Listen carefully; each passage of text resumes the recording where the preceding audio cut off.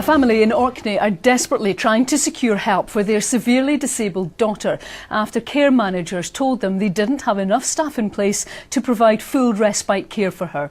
It's left the family feeling distraught and exhausted as they cope as best they can with the demands of 24-hour-a-day care.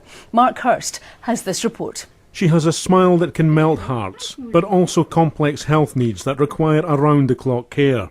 13-year-old Abby Jackson is entirely dependent on her parents, who dress, feed and nurse her day and night.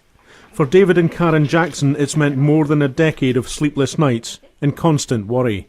She gets us up very early in the morning, anything from 4 o'clock onwards. There's feeding, changing, her water pump gets on, she needs help with washing, dressing, brushing her teeth. Every aspect of her care we have to do for her. Since the age of 2, Abby has been attending Arida House, a facility run by Orkney Islands Council that offers vital respite for parents of children with additional support needs. But late last year, Abby's respite began to be cancelled as a result of staff shortages. Well, we've had concerns since January, and we put a letter of complaint in then about Abby's respite. They identified that more respite is required, but they're saying they're unable to staff it just now. So as of 6-7 months ago now, when the first letter of complaint went in, there's been no change whatsoever, although they've identified that more respite is required, or more care is required. 3 months ago, the family's hopes were raised. NHS Orkney informed the Jacksons that Abby should have an additional 30 hours of home nursing care on top of her allocated respite.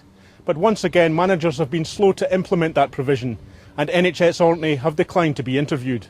In April, Abby was awarded 30 hours a week home nursing for continuous care, and that was to run in conjunction with her respite at Arida.